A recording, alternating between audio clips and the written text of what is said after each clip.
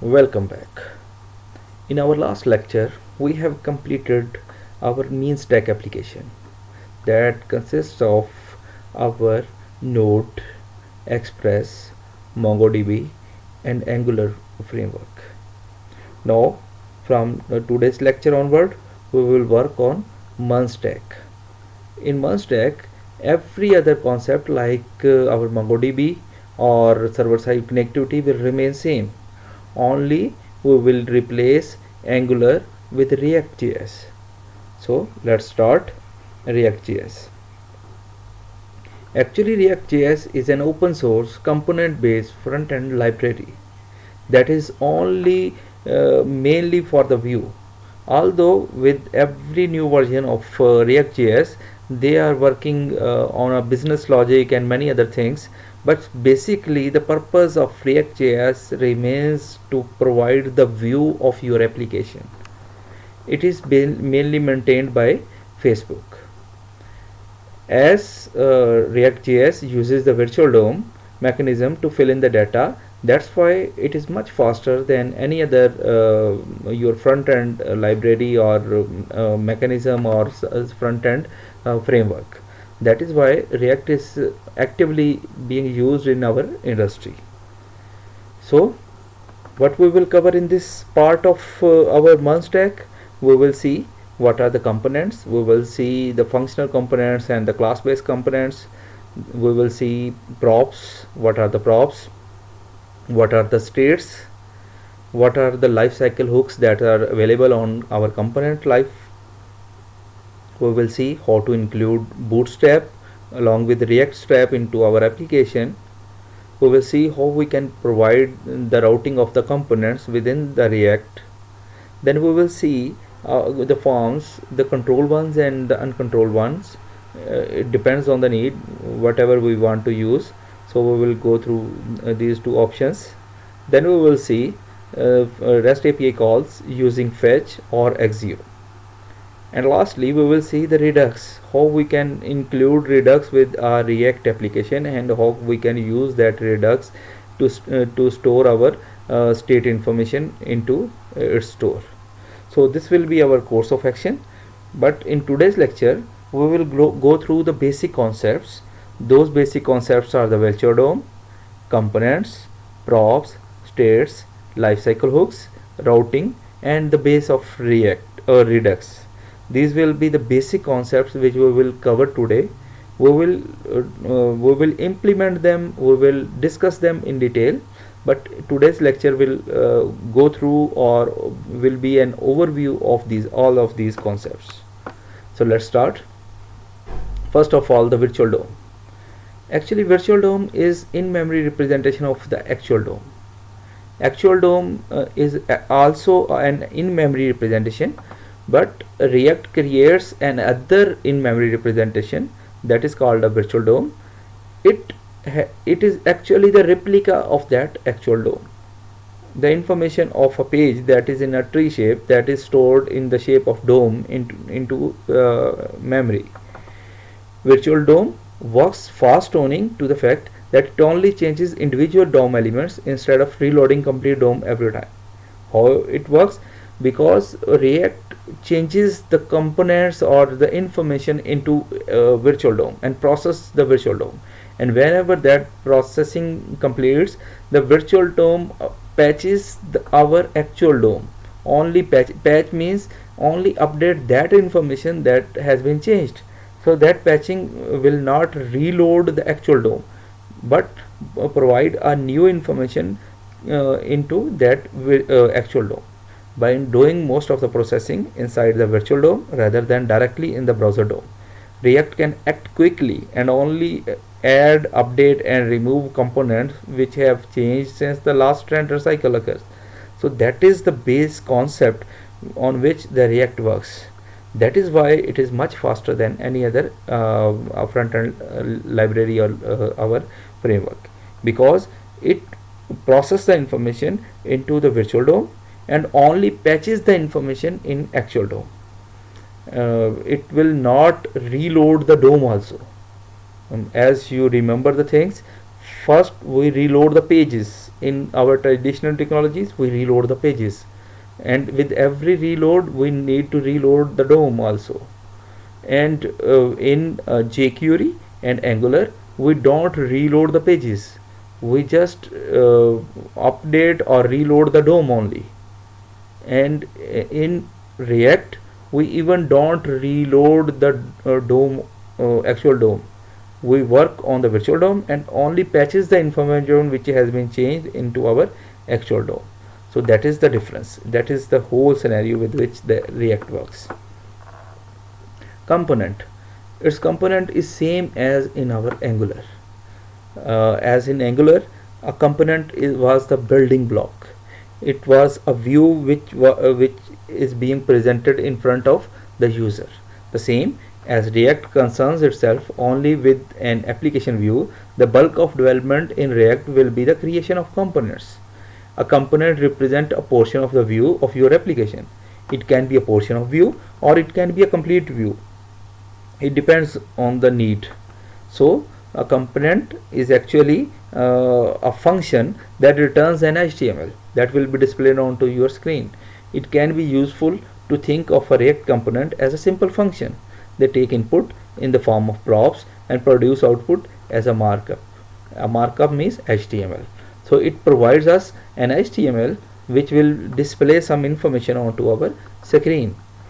A React application is made up of multiple components, each responsible for outputting a small reusable piece of HTML. Components can be nested within other components. You can have a parent component and have a multiple child component into that, and that child component can have multiple child component into it. So nesting is there. So you can call a component, and within that component you call another component or another 10 components. So it doesn't matter. So nesting is there. Application to be built out of a simple building block. A component may also maintain internal state. I will discuss the state information. What are the states? For example, a tab list component may store a variable corresponding to the currently open tab, and that variable is actually a state. React.js allows us to write components using a domain specific language that is called a JSX. We can use the plain JS for writing React.js components, but that is little trivial for us to write in plain JS. Better is to use the JSX language, that is a domain specific language for React.js. JSX language allows us to write our components using HTML while mixing in JavaScript events. React will internally convert this into a virtual DOM and will ultimately output our HTML for us. React reacts to a state change in your component quickly and automatically re-render the information and redisplay the information which has been changed into your virtual DOM. Like I'm giving an overview today, so I'm just giving you another overview of JSX language. A React component in its simplest form is a plain old JavaScript function. Just like an example, function button, we are giving the name of the button, and this is the input variable. We are calling it props. In next screen you will understand what are the props, and what we are doing, we are returning of what your tag language button type submit, and here what we are displaying, the props dot label, a variable which came as an input to our button, props dot label and the button. So you can see that in our JavaScript function we are returning basically HTML with some mixing with some variables. So that is what basically React do for us. It actually makes the things using the JSX. It is actually a JSX syntax with which we can call the things. To render the button component, what we need to do, we are calling this component button, and we are providing a variable that is a label that is being used here. So this save will pass on as a props to this component and will be displayed as a label for this button. So this is what the JSX is. If we have to do it without JSX into a plain JavaScript, what we have to do, we have to create a function, and then we have to return the react.create element, and we have to create element, then type submit, then props.label, and this is little trivial. You can do it without JSX also, but using plain JS is little trivial than JSX. So JSX will be easy. So our whole this course, part of course, will be using JSX. Now the props. We have seen virtual DOM.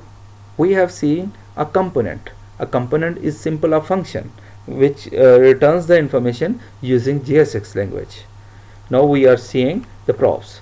Props are the variables that are being passed to a component when it is being called. You can say when a component is being called, the calling object or calling component will pass on some information to the called function, the called component. In that case, the information that will be passed on to that component will receive as a props, and these props will be used, can be used as a variable within that component. But keep in mind, the component itself cannot change the props. Props are passed from the parent to the children, or from the calling object to the called object. Called object cannot change the props value. It can use those value, but it cannot change the value. Only the calling object which is sending the information can change that value. Like props are simply the attributes used on a JSX node. For example, some component, we are calling this component and we are passing this information, some props value. We are passing this variable to this component. Some component cannot change or modify this variable in its implementation. It can use this information, but it cannot change. It can be changed only from where we are calling it, and or the primary way our application interacts with other components. In a snippet above, inside the sum component, we would have access to this dot props, whose value will be object sum props, and this we can access this as this dot props dot sum props. Props are a way to pass information into React component. They can have any type, including a function. So you can pass on a function, you can pass on a variable, or you can pass on any type of variable like array or integer or string, etc. So anything that can be passed to a component is called a props, and that props are immutable within that component. In JSX, props are passed with the attribute syntax. React props are immutable once they have been passed in, meaning they cannot be modified from within the component. Or if the parent of the component changes the value of the props, React handler replaces the old props with the new, and the component will re-render itself using the new value. If the parent component or the calling component changes the value of the props, the called component will be re-rendered with the new value, automatically re-rendered with the new value. So this is the concept of the props, that our calling basically function will pass on the information to called function, and in that called function, that props will not be changeable. It will be immutable in that basically component. So hopefully you may understand. Any functions input variables are basically the props that are sent from another component to us.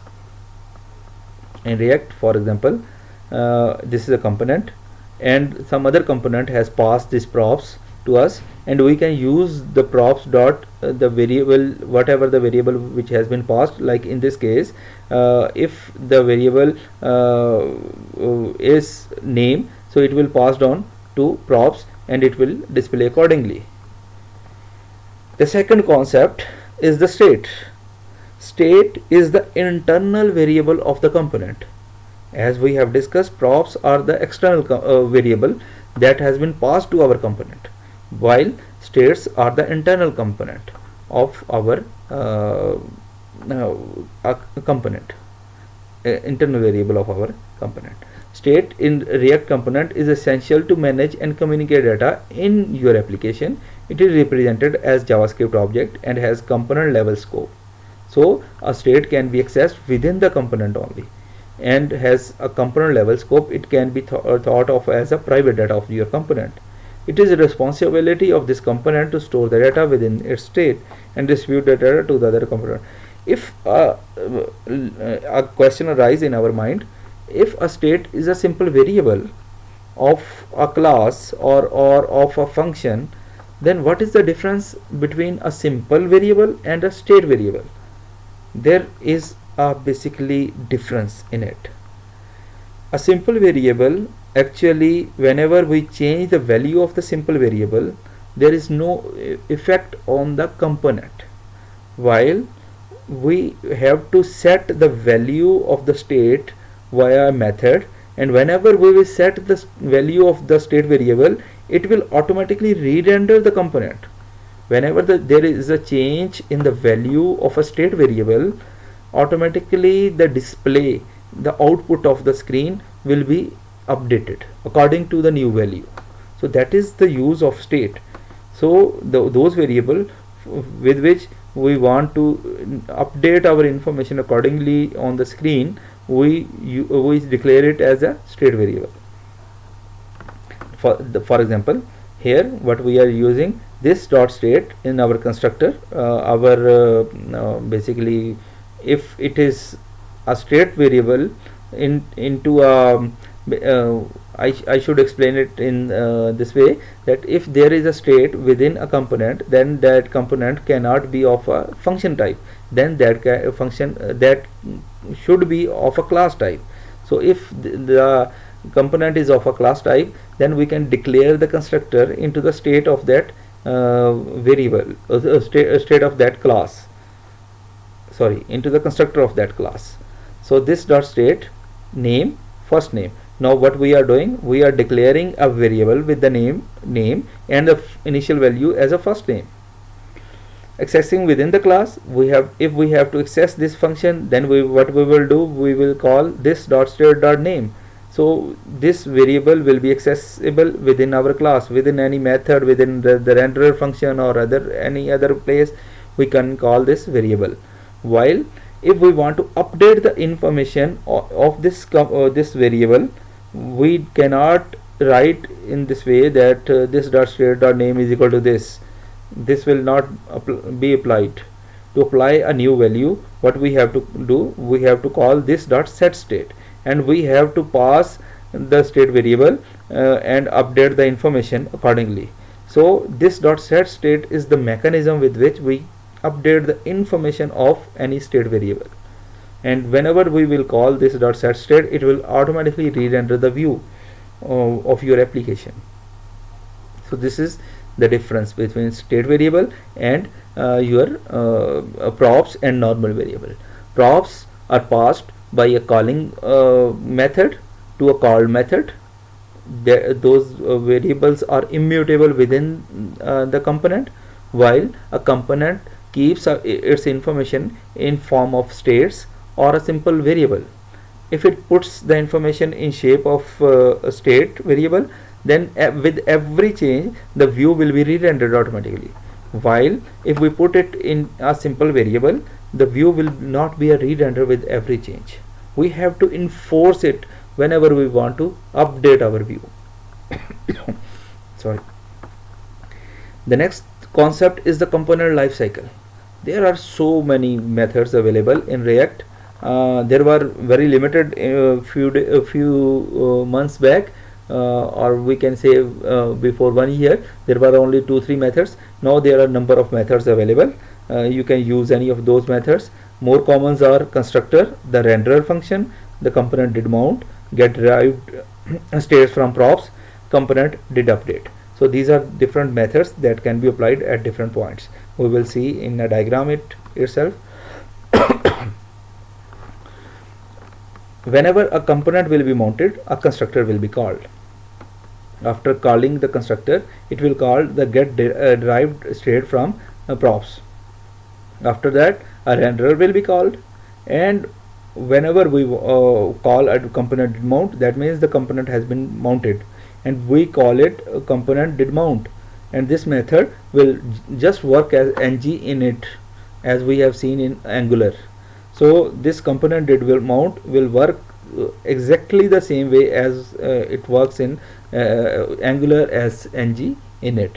So whenever we want to call the REST API, we will call it in component did mount. So this method, component did mount, will be our prime method to be used. Then we will use the constructor, and thirdly the renderer is the method that is the built-in method, and you have to call it once into your function. So alternatively, these three methods will be used extensively in our React components.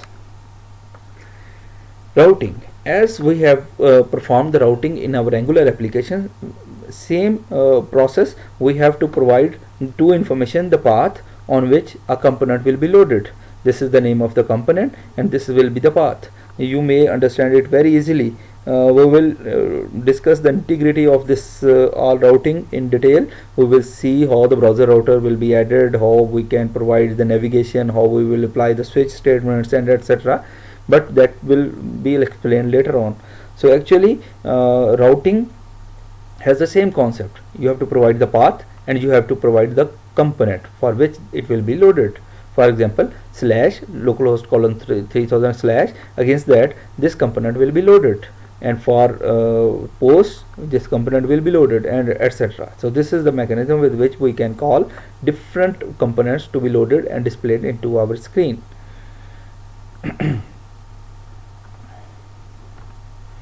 Redux. Redux is actually a store which helps us to manage the states of a or states of a function or state of a component. We can save the states within the component, or we can use Redux to save the states and provides the next state value to our component. So actually Redux is an extra facility to our application. We need to stress that Redux has no relation to React. You can write Redux apps with React, Angular, Ember, jQuery, Vanilla JavaScript. So Redux is actually a store, is a library which provides you a storage mechanism for a state variable.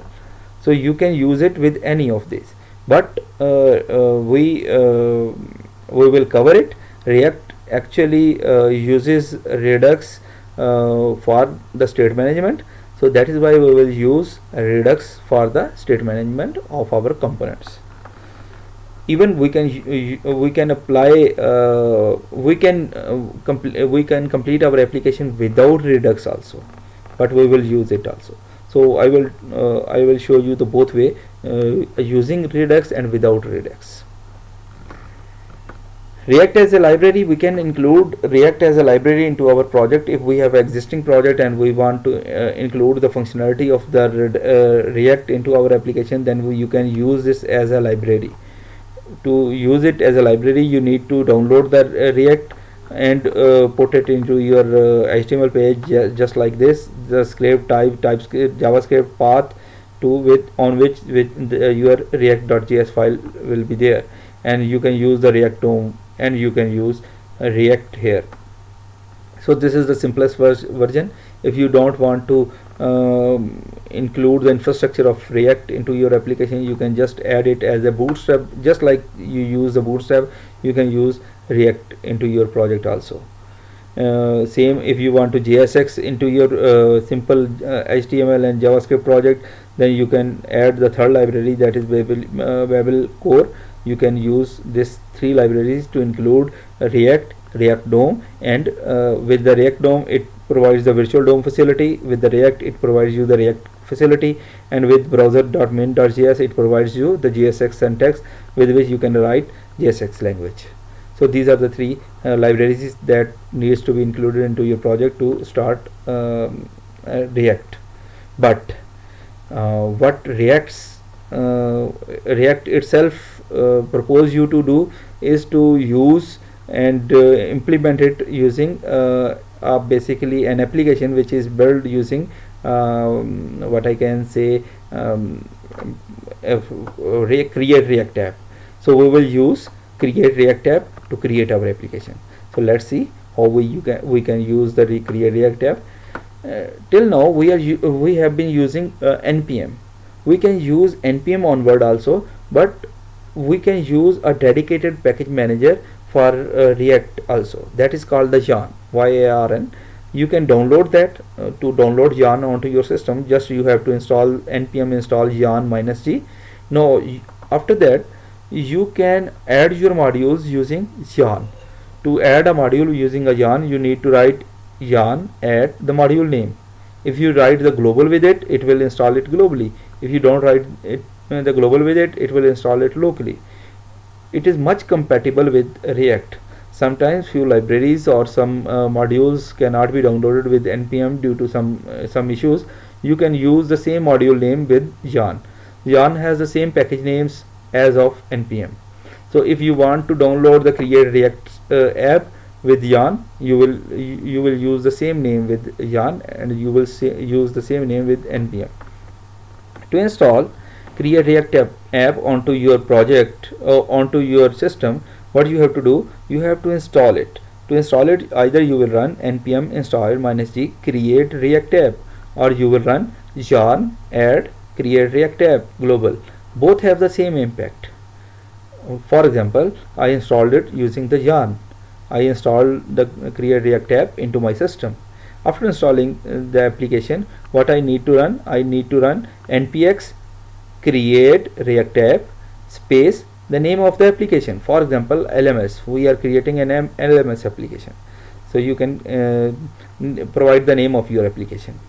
It will take some time to install all the libraries and install all the packages that are required, and after that it will the application will be created. Now you can move to that folder and you can use npm start or the yarn start. If you used npm to create your application, this one, so you will use the npm start. If you use the yarn to create react app, to create the create react app, you will use the yarn start. By default, the port at which your react application will run is the localhost :3000. Keep in mind, it automatically updates with every changes, so it is hot reload. You just you just change the code and save it, and it will automatically rerun and display as we did in Angular. So creating react app, these are the few steps. We have to install the create react app, we have to run this command to create the application, we have to move to that directory, and we have to use the yarn start or the npm start to start the application. These are the only 4 steps that needs to be done to start our application. What is the structure of our application? React has a very limited structure.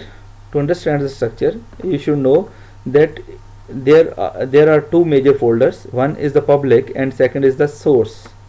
Public has an index.html, that is an important file for you. This file only runs into your browser. This is the only file, HTML file, which runs into your browser. So actually it is a single page application, SPA, same as we did it in Angular. This index.html will be loaded first time, and this index.html, we will see the content, will load your index.js file, will call your index.js file, and in that index.js file we will call the app.js file, and so on. We will call onwards the components. So this will be the hierarchy. The index.html file will be loaded, it will call the index.js file, index.js file will call app.js. Let's see the structure. Public folder, that contains all the basic HTML or whatever the information we want to provide to our application. So all third-party libraries or other information can be put into your public folder. Configuration: create react app is intentionally non-configurable configurable by default. You cannot change any configuration of your application. By default, it creates with the default configuration, just like CSS and the port and etc. If you want to do configuration at your own, you want to change the configuration, what you have to do, you have to eject it. Npm run eject, it is a one-way process. Whenever you eject from this default configuration, you cannot come back. This allows editing of all configuration files. This is an irreversible process. Once you run an eject method on your application, then the configuration cannot be moved back to a default configuration, or what we can locked configuration. So be sure to run this before you know the consequences onward. So you can run the eject process, you can change the ports, you can change the language, programming language, this CSS language, etc. But this will alternatively is a one-way process. To build an application, you have to run the npm run build. It will compile your application into a development mode, or into a deployment mode. The first file, index.html. Index.html has mainly one major thing, and that is the div id root. It contains nothing. Anything that will be loaded into this will be done by our index.js file. Actually, index.html file has nothing but just our div, empty div with the id root. Now we will see index.js. What it is doing, it is actually calling the React DOM and loading the app component, app which we have imported, app component onto the id root. If you see, this is the id root, the div. So actually app component is our parent component, which will be loaded onto root div. So it will get element by id, it will get the root and will load the app component there. What is in the app component? App component can contain many things, or whatever React provides to you by default, we will see in the hierarchy. So in our app component, we can call the further components. We can call 1, 2, 10, 20 onward, number of components we can call. So in this case, in app component, we are calling a simple one more component, that is hello world list, and that is a component. This is the way to call another component. So this component will be loaded in this space. So this is a hello world list, and it will basically return whatever you want to write here, and it will display alternatively onto your screen. So this is the process. Let's see with the coding example. I have created an application with same I used actually yarn to install my packages. You can see I used I have installed the create react app, and then I used basically npx create react app lms. LMS is the name of my application. It took a time to download the things, and after downloading the thing, what it did, it installed all the packages that are required, and after installing what it provided me the statement which I can run. It informed me that you should go to the LMS and start and use yarn start. I moved to the LMS and I run the command yarn start. After providing the yarn start, it automatically loaded my application on a browser. It has provided me both the local IP with 3000 and local IP localhost colon 3000. So I can see my application on these two networks automatically. Now I will go to my application, and you can see a complete application has been launched, and Angular logo has been displayed to me. Now I will go to the code. Index.html file has number of things in it. You have provided the viewport and theme colors and etc. The meta descriptions and the manifest file link and title, but the only important thing is this thing, div id root. we don't need to change anything into our index.html. This is the basic file that actually loads app index.js. So this is our entry point. In this, what we are doing, we are basically rendering app our app component onto root, document.getElementById root. So we are searching for root. Root was in index.html, and there we are placing the app component. And if we go to the app component, that is app.js, what we can see that it is a functional component, function app, and it is returning some HTML into it. So here what we have, div class name app header, class name app header. Here keep in mind CSS class is replaced with class name, because class is for specifically for classes into this React. So that is why CSS class has been renamed as class name. So actually we are implementing the CSS here. So these are all the CSS for class names. So we have provided the logo, and you can see that anchor tag and logo onto your screen, and learn React. You can see here we have learn React. On clicking on learn React, what it is doing, it on clicking on this, it is moving toward reactjs.org. So with this syntax our application works. Now if we want to create a new component and we want to add new things, we can create all these in this app component. This will be our parent component, and from here we will delete the information that has been displayed into our header of our main header, and we will create our own application from here onward. So in next class we will see components in detail. We will add few components.